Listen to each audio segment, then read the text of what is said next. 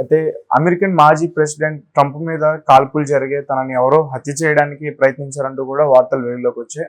తర్వాత అదంతా కూడా ఆయనే చేపించాడని కూడా కొన్ని ఆరోపణలు వచ్చాయి. సో ఎంతవరకు వాస్తవాలు ఉన్నాయి ఇందులో?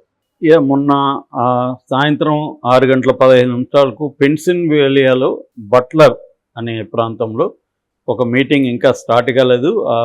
స్టార్ట్ అవుతున్న తరుణంలో, ఆయన ఇంక మాట్లాడబోతున్న తరుణంలో ఒక వ్యక్తి కాల్పులు జరిపాడు. దాంట్లో అక్కడికి మీటింగ్కి వచ్చిన ఒక అతను చనిపోయాడు. కొంతమంది గాయాలు కూడా అయినాయి. ఇతనికి కూడా చెవి దగ్గర నుంచి లైట్గా తగిలి దూసుకుపోయింది. బ్లడ్ అయితే ముఖం మీదకి అంతా వచ్చింది.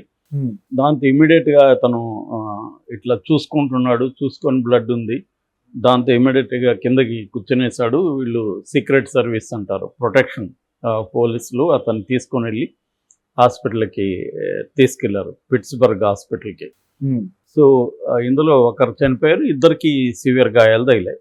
సో ఎవరు ఇది కాల్చిందన్నప్పుడు థామస్ మాథ్యూ క్రూక్స్ అనే ఒక 20 ఏళ్ళ అబ్బాయి ఈ కాల్పులు జరిపినట్టుగా చెబుతున్నారు. ఇది క్లియర్గా హత్యాయత్నమే ఆయన మీద అనేది అక్కడున్న FBI అంటే ఫెడరల్ బ్యూరో ఆఫ్ ఇన్వెస్టిగేషన్ అని అమెరికాలో, మనకి ఇక్కడ CBI లాంటిది అక్కడ. అంటే ఫెడరల్ అంటే అమెరికా అనేది ఫెడరల్ కంట్రీ, అంటే అనేక రాష్ట్రాల సముదాయం అన్నమాట అది. సో వాళ్ళకి కంప్లీట్గా అన్ని రాష్ట్రాల ఏ రాష్ట్రానికి ఆ రాష్ట్రం సపరేట్గా పోలీస్ ఉంటుంది. అది కాకుండా ఈ FBI అనేది దేశంలో ఎక్కడైనా వాళ్ళు విచారించవచ్చు. సో వాళ్ళు విచారించారు. మామూలుగా అయితే ఎనీ ఎక్స్ ప్రెసిడెంట్స్కి అమెరికాలో ఏంటంటే హై సెక్యూరిటీ ఉంటుంది. మనకు తెలుసు, ఎవరైనా ఆ మధ్య కూడా ట్రంప్ వచ్చినప్పుడు ఇండియాలో ముందే వాళ్ళ సెక్యూరిటీ వాళ్ళు వచ్చేసి ఎంత అతలకుతలం చేశారు. వాళ్ళు మొత్తం క్యాప్చర్ చేసేస్తారు. అంత హై సెక్యూరిటీ ఉంటుంది. మన సినిమాల్లో కూడా చూస్తుంటాం, హాలీవుడ్ సినిమాల్లో, ఈవెన్ మన ఇండియన్ సినిమాలో కూడా సెక్యూరిటీ ఎలా ఉంటుందో చూపిస్తారు. సో ఆ స్థాయిలో ఉన్న సెక్యూరిటీ ఉంటే ఈయనకి కూడా ఏంటంటే మాజీ ప్రెసిడెంట్ అయినా కూడా ఆయనకి 75 మంది సీక్రెట్ సర్వీస్ అని దీనికోసమే. అంటే ఈ ప్రెసిడెంట్స్, మాజీ ప్రెసిడెంట్స్, గవర్నర్స్ ఇలాంటి వాళ్ళకి సెక్యూరిటీ ఇవ్వడానికి ఒక సీక్రెట్ సర్వీస్ అనే ఒక ఫోర్స్ని ప్రత్యేకంగా పెట్టారు. మనకి ఎట్లాగైతే ఇక్కడ SPG, NSG ఇలాంటివి ఉంటాయో అక్కడ సీక్రెట్ సర్వీస్ ఉంటుందన్నమాట. సో ఈయనకి 75 మంది సీక్రెట్ సర్వీసు ఆఫీసర్లు 24 hours సెక్యూరిటీ ఉంటారు. అది కాకుండా ఈయన అభ్యర్థి కూడా కాబట్టి, ఇప్పుడు పోటీ చేస్తున్నాడు కాబట్టి ఇంకా అదనంగా కూడా భద్రత ఏర్పాటు చేశారు. ఇలా ఇంత భద్రత నడుమ ఎవడో ఒక కుర్రవాడు, వాడికి ఏమి టెర్రరిస్ట్ కాదు, వాడికి ఏమి బ్యాక్గ్రౌండ్, క్రిమినల్ బ్యాక్గ్రౌండ్ ఏం లేదు, వచ్చి ఎలా కాల్చాడు అనేది వాళ్ళ చర్చ. సో దీని మీద బైడెన్ మాట్లాడుతూ ఫస్ట్ ఖండించాడు. బైడెన్ ఆయన్ని పరామర్శించాడు ఫోన్ చేసి. ఎందుకంటే బైడెన్ డెమోక్రటిక్ పార్టీ తరఫున పోటీ చేస్తున్నాడు, ఈయనేమో ట్రంప్ ఏమో రిపబ్లికన్ తరఫున పోటీ చేస్తున్నాడు. అక్కడే 2 పార్టీలే ఉంటాయి ప్రధానంగా. సో బైడెన్ పరామర్శించాడు, కానీ నాకు కొన్ని ఒపీనియన్స్ ఉన్నాయి, బట్ ఆధారాలు లేవు కాబట్టి నేను ఆ ఒపీనియన్స్ చెప్పలేకపోతున్నానని చెప్పాడు. అంటే ఏదో ట్విస్ట్ చేస్తున్నాడు అతను. బాగా మామూలుగా అయితే ఆ కుర్రవాడు అంతకుముందే రూప్ మీదకి వెళ్ళడం అవన్నీ మేము చూసాము, మీడియాకి చెప్పాము, పోలీసులకి, సీక్రెట్ సర్వీస్కి కూడా చెప్పాము, వాళ్ళు పట్టించుకోలేదని చాలామంది చెప్తున్నారు. ఈవెన్ ఆ ఫోటో కూడా సోషల్ మీడియాలో కూడా వైరల్ అయింది. ఈవెన్ కొన్ని మీడియా సంస్థలు కూడా అనుమానాస్పద వ్యక్తి అనేసి అతని మీద కథనాలు కూడా వచ్చాయి, ఇది జరగకముందే. మరి ఇంత జరుగుతున్నప్పుడు పోలీసులు ఆ సెక్యూరిటీ ఎందుకు అతన్ని అదుపులోకి తీసుకోలేదు? మామూలుగా ఏమాత్రం చీమ చిటుక్కుమన్నా కూడా స్పందించే సీక్రెట్ సర్వీసు ఇతన్ని ఎందుకు అదుపులోకి తీసుకోలేదు అనేది ఇప్పుడు పెద్ద ప్రశ్నగా మారింది. అందువల్ల ట్రంప్ గెలుపు అవకాశాలను పెంచుకోవడానికి మన ఇక్కడ జగన్ చేశాడని చెప్తున్న కోడికత్తి లాంటిది లేదా గులకరాయి లాంటి డ్రామా అతను ఏమన్నా వేశాడా? ఎందుకంటే ప్రపంచంలో ఎక్కడైనా మనుషులు ఒకే రకం బిహేవ్ చేస్తుంటారు చాలా విషయాల్లో. సో ఎందుకంటే అతని మీద సింపతి పెరగడం కోసం నిజంగా కూడా ఇప్పుడు 88% పెరిగిందని నిన్న ఒక సర్వే చెప్తుంది. ఇతని మీద దాడి జరగడంతో విన్నింగ్ అవకాశాలు 70%కి వెళ్ళిపోయింది. అంటే ఈయన గెలిచే అవకాశం, ఆల్రెడీ ఇతను గెలుస్తాడని చెప్తున్నారు, కానీ అతను ఎందుకన్నా మంచిది అని ఇట్లాంటి ఒక దాడి చేయించుకున్నాడా ఎలక్షన్ ముందు అన్న విమర్శలు వస్తున్నాయి. సో ఎందుకంటే ఈ అబ్బాయి ముందే చూసిన వాళ్ళు అనుమానంగా ఉన్నాడు, అతను అక్కడ రూప్కి వెళ్తున్నాడు, ఇవన్నీ చెప్తే కూడా వీళ్ళు ఎందుకు పట్టించుకోలేదు, మీడియాలో వస్తే కూడా ఎందుకు పట్టించుకోలేదు అనేది ఇక్కడ పెద్ద ప్రశ్న. దానికైతే ఇప్పుడు ఎవరు సమాధానం చెప్పట్లేదు, FBI కూడా దానికి ఏం సమాధానం చెప్పట్లేదు. కాకపోతే సెక్యూరిటీ ల్యాబ్స్ అయితే ఉందని FBI ప్రతినిధి అనౌన్స్ చేశాడు, వాళ్ళు కూడా అది ఒప్పుకున్నారు, సీక్రెట్ సర్వీస్ వాళ్ళు కూడా. సో సెక్యూరిటీ ల్యాబ్స్ అంటారు, రేపు పొద్దున వాళ్ళ మీద చర్యలు తీసుకుంటారు, ఇక్కడలాగే ఉంటుంది, అక్కడ కూడా సస్పెండ్ చేస్తారు మహా అంటే, అంతకంటే ఎంక్వైరీ అంటారు, ఏముండదు కదా, నిజంగానే మన అతడి సినిమాలో ఇది పెద్ద సీన్ కదా.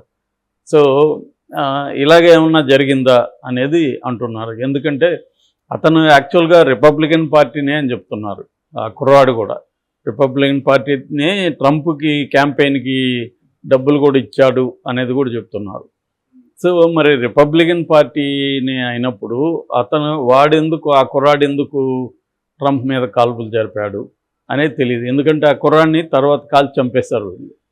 సో ఆ కుర్రాడు కూడా లేడు ఇప్పుడు, చంపేశారు అతన్ని.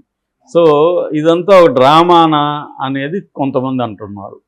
కాకపోతే దీన్ని వ్యతిరేకించే ట్రంప్ని సపోర్ట్ చేసే వాళ్ళేమో ఎవరైనా బుల్లెట్ చెవి దగ్గర పోయే స్థాయిలో ఎవరైనా అటెంప్ట్ చేయించుకుంటారా, ఆ బుల్లెట్ కొద్దిగా తప్పుంటే అతను చనిపోయాడు కదా. అంటే సాధారణంగా అలాంటి సినిమాల్లో చూస్తాము, కరెక్ట్గా చేసి చెవి దగ్గరికి వెళ్ళేట్టుగా అంత ఇదిగా అతను చేయగలిగాడా, ఎందుకంటే పెద్ద దూరంగా కూడా లేదంట దీనికి అతను. సో ఇది రకరకాల వ్యాఖ్యానాలు వస్తున్నాయి, ఎందుకంటే ఇది మొదటిసారి కాదు, ట్రంప్ మీదనే 2016లో కూడా ఒకసారి అటెంప్ట్ జరిగింది. ఇంకా ప్రెసిడెంట్స్ చాలామంది చనిపోయారు కూడా. అబ్రహం లింకన్ మొదట్లో, ఆయన ఫస్ట్ ప్రెసిడెంట్, ఆయనకు ముందు కూడా కాల్పులు జరిగాయి, రూజ్వెల్ట్ మీద కాల్పులు జరిగాయి, తర్వాత రొనాల్డ్ రేగన్ ఉన్నాడు కదా, ఆయన మీద కాల్పులు జరిగాయి, విలియం మెకెన్లీ మీద జరిగింది. మెకెన్లీ కూడా చనిపోయాడు, అబ్రహాం లింకన్ చనిపోయాడు, మెకెన్లీ చనిపోయాడు, జేమ్స్ గారిఫీల్డ్ అనే ప్రెసిడెంట్ చనిపోయాడు. తర్వాత జాన్ ఎఫ్ కెనడీ విపరీతంగా పాపులర్ కూడా, జాన్ ఎఫ్ కెనడీ మీద సినిమాలు వచ్చాయి, డాక్యుమెంటరీ సిరీస్ వచ్చాయి. సో ఈ నలుగురు ఇప్పటివరకు చనిపోయాడు. గెరాల్డ్ ఫోర్డ్ 18 నెలల్లో ఆయన మీద 2 సార్లు అటెంప్ట్ జరిగాయి ప్రెసిడెంట్ మీద. సో అమెరికాలో కూడా ఎంత సెక్యూరిటీ ఉన్నా కూడా దాడులు అనేవి జరుగుతున్నాయి.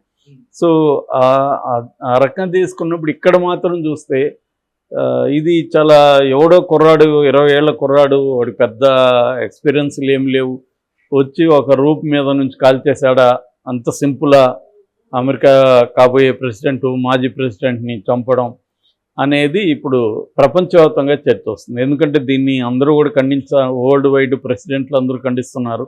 ఎందుకంటే ఏ ఆఫ్రికా ప్రెసిడెంట్ మీద అడిగితే ఎవడు పట్టించుకోడు, అమెరికా ప్రెసిడెంట్ అనేసరికి స్పందించే పద్ధతి వేరేగా ఉంటుంది. సో అలాగా మన మోడీ కూడా ఖండించాడు దీన్ని. సో మామూలే, వైలెన్స్కి తావులేదు, ప్రజాస్వామ్యులు ఇవన్నీ మాట్లాడారు. కానీ ఇక్కడ ప్రధానంగా ఇప్పుడు ఈ చర్చ వస్తుంది. ఏదేమైనా ఆయన చేయించుకొనున్నా లేకపోతే వాడే వాలంటరీగా చేయిస్తున్నా ఆయనకైతే హెల్ప్ అయింది ఇది ఎలక్షన్లో. మళ్ళీ ట్రంప్ వచ్చే అవకాశాలే మనకి ఎక్కువ కనిపిస్తున్నాయి, ఎందుకంటే ఆల్రెడీ 80% విన్నింగ్ అవకాశాలు పెరిగిపోయినాయి అనేది అంటున్నారు. అతని ఇంట్లో పరిశీలిస్తే మాత్రం కారులో కానీ ఇంట్లో కానీ మందుగుండు తయారీకి కావాల్సిన బేసిక్ మెటీరియల్ అంతా మాత్రం ఉందని చెప్తున్నారు. అంటే ఒకవేళ గన్నుతో కుదరకపోతే ఏదన్నా కారు బాంబులాగా ఏమన్నా పేలడానికి ట్రై చేశాడనేది చెప్తున్నారు. వాళ్ళ ఫాదర్ కానీ అతనితో కూడా చదువుకున్న వాళ్ళు కానీ అతనికి పాజిటివ్గానే మాట్లాడుతున్నారు. మా వాడికి ఎప్పుడు వైలెన్స్ అనే నేచర్ లేదు, ఎప్పుడు చేయలేదు ఇలాగా అనేది కుర్రాళ్ళు కూడా అతనితో క్లాస్మేట్స్ వాళ్ళందరూ చెప్తున్నారు. వాళ్ళ ఫాదర్ కూడా నాకు అసలు ఎందుకు చేశాడు మావాడు ఇవన్నీ తెలియదు, నేను కూడా పోలీసులు చెప్తే తెలుసుకుందామని వెయిట్ చేస్తున్నానని అతను అంటున్నాడు. పోలీసులు ఏం చెప్తారు మరి చూడాలి, ఎందుకంటే అతన్ని బతుకుంటే అతని దగ్గర చెప్పించుండొచ్చు, అతను చనిపోయాడు, చంపేశారు. సో ఇదంతా కూడా ఒక ఫిషీగా అనిపిస్తుంది.